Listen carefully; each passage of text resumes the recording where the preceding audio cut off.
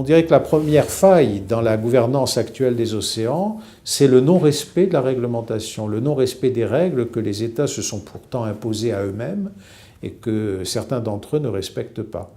La pêche illicite, par exemple, la pêche INN, illégale, non rapportée, non réglementée, aujourd'hui, elle est le fait d'entreprises qui ont, dans certains pays, pignon sur rue. Et donc, au vu et au su des États de pavillon, par exemple. Et donc, on se rend bien compte, là, que certains États ne jouent pas le jeu. Donc, ça, c'est la première faille.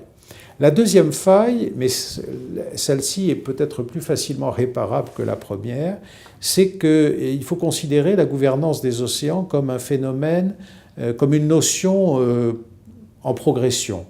C'est-à-dire qu'il faut nous adapter, il faut adapter notre réglementation à deux choses.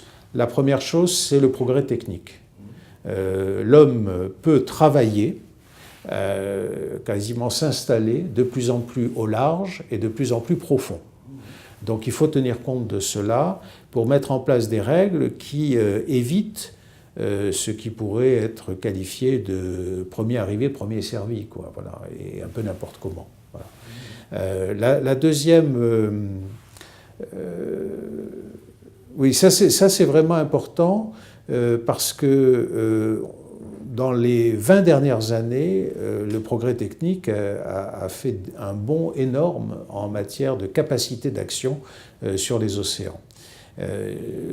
Des entreprises aujourd'hui vous disent, mais moi si demain le régime juridique est prêt, je peux installer une plateforme flottante en haute mer et je la transforme en île artificielle pour que des gros paquebots y fassent escale et déversent leurs touristes pour une journée ou 2 jours.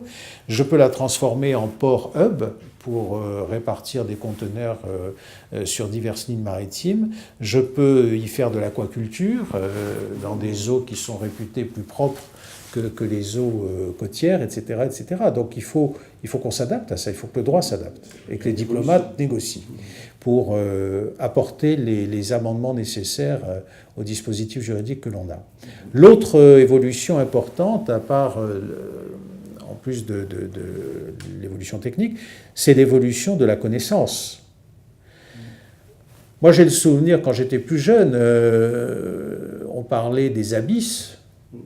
Et quand on parlait des abysses, les scientifiques disaient, grosso modo, il y a trop de pression, il fait tout noir, il fait super froid, donc on ne trouvera rien, voilà.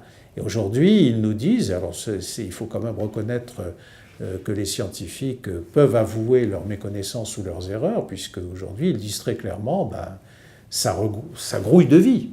Ça grouille de vie, de formes de vie que nous ne connaissons peut-être même pas. On parle beaucoup dans des processus de négociation internationale aujourd'hui des ressources génétiques marines, par exemple, et les découvertes qui sont faites dans ce domaine de la génétique sur la biodiversité marine sont absolument incroyables et vont très très vite. Donc, si l'on veut ne pas être dépassé par... il ne faut pas que la connaissance se ralentisse, bien entendu, mais il faut que tous, les diplomates et juristes, on suive le rythme. Et c'est parfois bien difficile.